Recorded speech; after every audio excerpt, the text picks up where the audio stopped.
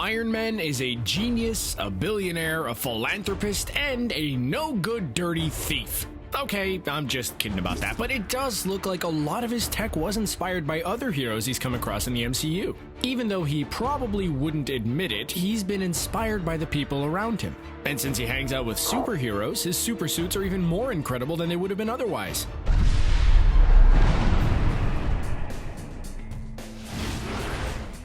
Oh sure, everyone wants to be the Incredible Hulk's friend, when the other option is him smashing everything into a million pieces. The insidious Tony Stark showed Bruce Banner how much he cares by designing a special suit of armor for the specific purpose of utterly annihilating him. With friends like that, who needs enemies? Okay, I'm kidding, at least about this being an evil thing to do. Before Bruce made nice, or whatever this is with the Hulk, he saw the merit in trying to control him too. So he actually helped Tony create the Iron Man Mark XLIV, oh man, I really should know my Roman numerals these days, 44 armor, which is much better known among MCU fans as the Hulkbuster. It can stack on top of an existing Iron Man suit, so the wearer can pack an even more impressive punch. Like, for example, one big enough to bring down the Incredible Hulk. In his defense, Tony tried to play nice, but once the Hulk threw a car at him, well, things got a little bit heated. This suit is supposed to match the Hulk in terms of strength, and as you probably guessed, that means it needs a lot of power. Slipping into this suit made Tony as strong as the Hulk himself, and sent him flying with a single punch.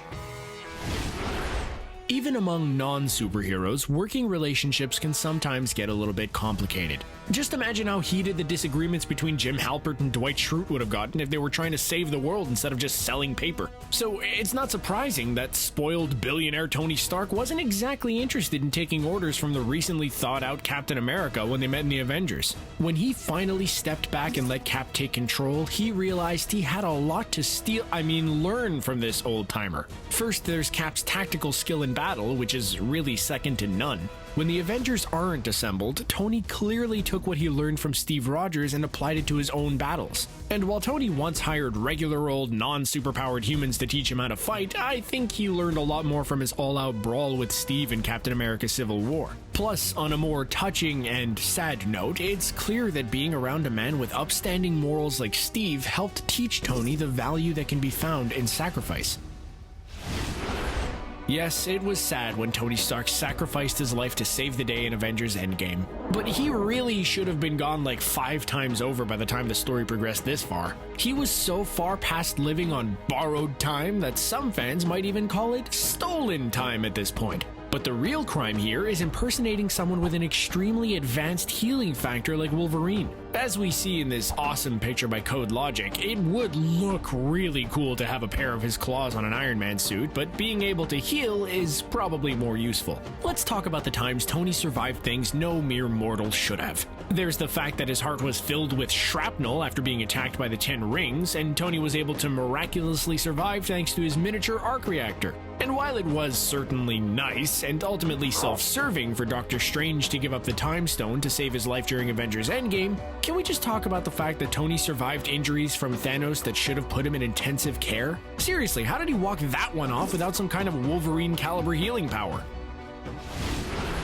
They say the people we love are never really gone, and that's doubly true when we're talking about people like Tony Stark. Not because he was an important figure in the MCU, but because he's managed to extend his presence beyond his own passing. Yeah, he's tricky like that. During Avengers Endgame, Tony just had to be extra by showing up at his own funeral to deliver an inspiring speech. Apparently, he wasn't sure anyone else could get his eulogy quite right. But living beyond a physical body is something which might have been inspired by another Avenger all the way back in Infinity War. Tony and Bruce, the Science Bros, did the best they could to create a body for what would eventually become Vision. But based on Shuri's reaction when she saw what they had cobbled together, it wasn't quite up to Wakandan standards. Since Thanos was barreling down on the Mind Stone, the plan was to remove it, and here's the tricky part, without harming Vision. Shuri's idea was to make a copy of Vision without the Mind Stone, although as far as we know, she got interrupted before she could finish. Not only did Tony clearly steal the idea for his hologram from Shuri and Vision, but he just had to one-up them by actually finishing the job.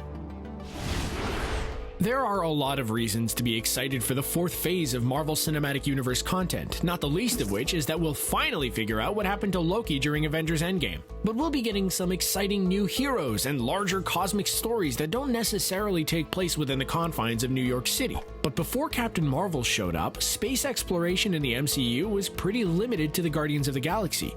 I mean, it's right there in their name. But then all of a sudden, Tony Stark decided to run with the idea and start venturing out into outer space himself. This is one of the few instances in which Tony didn't actually improve what others before him had done. The Guardians of the Galaxy might not be the most elegant space explorers, but they certainly did a lot better than Tony. He even had to be rescued from his trip by Captain Marvel, and I'm sure she gave him a stern lecture on leaving space to the professionals. Looks like he really should have listened to Pepper Potts about this one.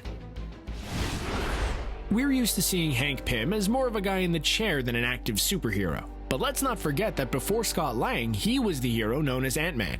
He may have been short in stature at times, but he was big on ideas and scientific achievements. Howard Stark was so busy trying to get his hands on Hank's tech that he didn't even have time to tell Tony he loved him, which is probably why he turned to a life of crime, stealing his ideas for powers from other heroes. But Tony was able to achieve what his father never could, by stealing Hank's tech and cutting him out of the equation. Howard would have been so proud. During Avengers Endgame, Tony made himself cozy with Hank's life work. He used it to mess with the space-time continuum and get closure with his perpetually absent and withholding father. Take that, old Ant-Man! The Starks got your Pym particles after all.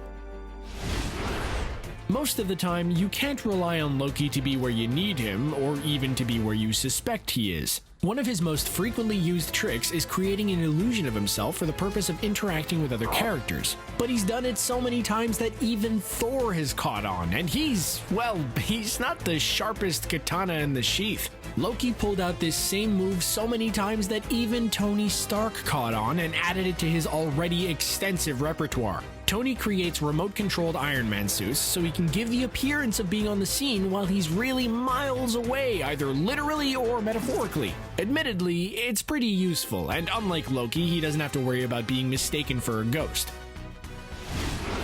Iron Man may be a thief of superpowers, but in his defense, Doctor Strange really is hogging them all. He's the master of magic, and his arsenal of enchanted items rivals the best Stark Industries can produce. Even though Wong has chastised him for messing with the space-time continuum, well, nobody tells Doctor Strange what to do.